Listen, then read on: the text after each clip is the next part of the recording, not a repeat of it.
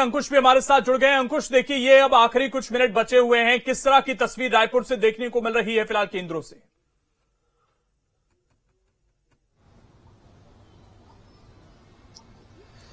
देखिए, लेकिन पूरे छत्तीसगढ़ की 7 लोकसभा सीटों की अगर बात करें तो करीब 60% के मतदान जो है वो 60% मतदान 3 बजे तक का हो चुका है। अभी 5 बजे तक के आंकड़े आना बाकी हैं। इन आंकड़ों में बढ़ोतरी होगी। प्रदेश का सबसे बड़ा शहर यानी रायपुर की अगर बात करें तो रायपुर में वोटिंग परसेंट थोड़ा सा चिंताजनक है। यहाँ पर वैसा वोटिंग परसेंट नहीं है जैसा बाकी अन्य अलग अलग शहरों की या अलग अलग लोकसभा क्षेत्रों की वोटिंग परसेंट देखी गई है। बिलासपुर में भी कुछ इसी तरीके की स्थिति है। बिलासपुर में 3 बजे तक 50% ही मतदान हो पाया है और रायपुर में केवल 51% मतदान हो पाया है। हालांकि ये 5 बजे तक के जब आंकड़े आएंगे तो तमाम चीजें स्पष्ट हो पाएंगी। फिलहाल छत्तीसगढ़ की 7 लोकसभा सीटों में करीब 60% मतदान की खबर आ चुकी है।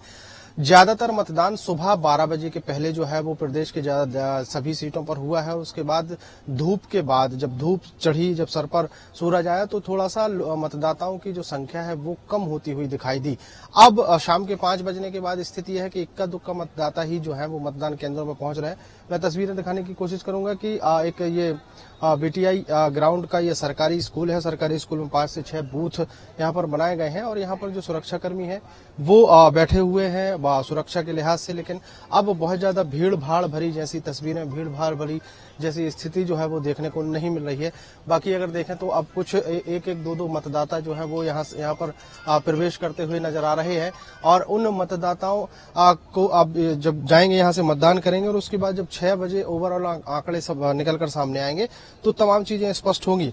फिलहाल मतदाताओं का जो जिस तरीके का रुझान, जिस तरीके की तैयारी भारत निर्वाचन आयोग या छत्तीसगढ़ निर्वाचन आयोग की थी, वो तैयारी जो है वो कहीं ना कहीं मुकम्मल होती हुई दिखाई दी है। लोगों को ज्यादा से ज्यादा घरों से निकालने की कोशिश जिस तरीके से निर्वाचन आयोग करता नजर आया है, उस कोशिश में भी कहीं ना कहीं सफलता कही जा सकती है। अब शहरी इलाकों की अगर बात करें तो मतदान प्रतिशत थोड़ा सा कम है, लेकिन ग्रामीण इलाकों में बढ़ चढ़कर मतदाताओं ने हिस्सा लिया है। बम्पर वोटिंग वहां पर होती हुई दिखाई दी। हमने सुबह से तस्वीरें देखी कि रायपुर शहर के बड़े बड़े मतदान केंद्रों में कतार जैसी तस्वीरें देखने को नहीं मिली। लेकिन अगर हम किसी ग्रामीण इलाके में गए हैं, शहर के बाहरी इलाके में गए हैं, वहां लंबी लंबी कतारें देखने को मिली और लोगों का कहना था कि हम घंटों से लाइन में लगे हुए हैं। लेकिन शहरी इलाकों में जो मतदान केंद्र बनाए गए हैं वहां पर घंटों जैसा इंतजार तो नहीं है। हाँ, व्यवस्थाओं की लेकिन अगर बात करें तो पहले और दूसरे चरण को लेकर जो कहीं कहीं अव्यवस्थाओं की खबरें आई थी, उसके बाद तीसरे चरण में तमाम चीजों का ख्याल रखा गया है। और एक बार फिर से मैं व्यवस्था दिखाने की कोशिश करूंगा कि देख सकते हैं कि चारों तरफ एक बड़ा सा टेंट जो के इर्द गिर्द रहा, अलग अलग विधानसभाओं में पहुंचा, ब्यौरा भी पहुंचा, राधोगढ़ भी में गया। इसके अलावा इस समय मैं नरसिंहपुर की विधानसभा में खड़ा हुआ हूं। तो इन विधानसभाओं में खासतौर पर हमने पहले चरण और दूसरे चरण का जो हमने पैटर्न देखा था और जो हम समझ रहे थे कि पहले चरण दूसरे चरण में हमने देखा था कि किस तरीके से ग्रामीण अंचलों में वोट परसेंट ज्यादा रहा, शहरी में थोड़ा सा कम रहा। लेकिन तीसरे चरण में खासतौर में राजगढ़, क्योंकि देखिए इस समय अगर हम बात करें पूरे 9 लोकसभा सीटों की, लेकिन तो सबसे ज्यादा जो वोटिंग हुई है वो राजा के क्षेत्र में हुई है, यानी कि दिग्विजय सिंह के क्षेत्र में हुई है। महाराजा के क्षेत्र में भी कम वोटिंग नहीं हुई, करीब 60 के करीब महाराजा के क्षेत्र में भी हुई, यानी ज्योतिराज सिंधिया गुना की मैं बात जिक्र कर रहा हूं। इसके अलावा मामा के क्षेत्र की मैं बात करूं, यानी कि शिवराज सिंह चौहान की क्षेत्र की विदिशा की बात करूं, तो वो भी करीब 60 के करीब 3 बजे तक पहुंच चुका था। यानी ये 3 वो बड़े चेहरे जो चुनाव में इस समय चर्चा का विषय बना हुआ है। तमाम मध्य प्रदेश की नजर इन सीटों पर है, क्योंकि कहीं ना कहीं सीधे तौर पर ये बड़े चेहरे जो सियासत के चाणक्य भी माने जाते हैं और अपने अपनी पार्टी के नियम भी तय करते हैं, और वो जब चुनावी मैदान में थे तो तमाम कार्यकर्ताओं में एक मुस्तफ हमें दिख रहा था। और खासतौर पर अगर मैं राजगढ़ आज जब मैं देख रहा था तो कांग्रेस के तमाम जो कार्यकर्ता थे, अलग ही एक लेवल पे उनका एक उत्साह दिखाई दे रहा था।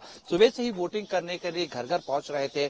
जो एक पूरी एक रणनीति तय की गई थी, उस रणनीति के तहत लोगों को घर से बाहर निकाल भी रहे थे। हालांकि देखिए अगर बीजेपी के भी कार्यकर्ता मुझे यहाँ पे खासे उत्साहित दिखे, क्योंकि आपने देखा किस तरीके से अमित शाह इस क्षेत्र में पहुंचे थे। वीडी शर्मा ने अभियान के तहत पूरी रात इस राघोगढ़ में बिताई थी। इसके अलावा हमने अभी कुछ दिन पहले मुख्यमंत्री मोहन यादव ने भी राजगढ़ का दौरा किया था। यानी दोनों ही तरफ से, दोनों ही राजनीतिक दलों की तरफ से ये कोशिश की जा रही थी कि ज्यादा से ज्यादा वोटिंग परसेंट बढ़ाया जाए।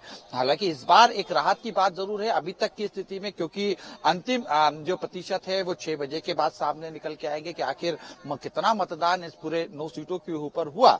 लेकिन इस बात का मैं यहाँ पर जरूर जिक्र करना चाहूंगा कि इस बार शहरी क्षेत्र में भी लोगों ने उत्साह दिखाया। लोग बाहर निकले और वोट करने के लिए, अपना मताधिकार का प्रयोग करने के लिए लोग घर से बाहर निकल के बाहर आए। हालांकि अभी भी कुछ समय बचा है, आधे घंटे का ज्यादा का समय लोग के समय है, तो और ऐसे में यही अनुमान लगाया जा रहा है इक्का दुक्का लोग अभी भी निकल रहे हैं, क्योंकि नरसिंहपुर विधानसभा एक छोटी विधानसभा मानी जाती है। ऐसे में ये भी एक कयास लगाया जा रहा है कि जो आसपास के क्षेत्र के जो ग्रामीण अंचल या शहरी अंचल के जो मतदाता थे उन्होंने सुबह से लेके दोपहर 3 बजे तक अपनी मतदान का प्रयोग कर लिया है। लेकिन अभी भी लोगों का आने का सिलसिला शुरू हो चुका है। 4 यहाँ पे वार्ड है, अलग अलग जगह मतदान केंद्र यहाँ पे स्थापित किए गए हैं। तो ये मान के चल रहा है कि तहसील में भी थोड़ी सी भीड़ वहाँ पे हमें दिखाई दे रही होगी। और इस समय यहाँ पे मैं हूँ, वन विभाग का ये कार्यालय है, यहाँ पे भी यहाँ पे बिल्कुल आपके पास लौटेंगे और अभी भी देखिए टाइम है और लोग वहां पर पहुंच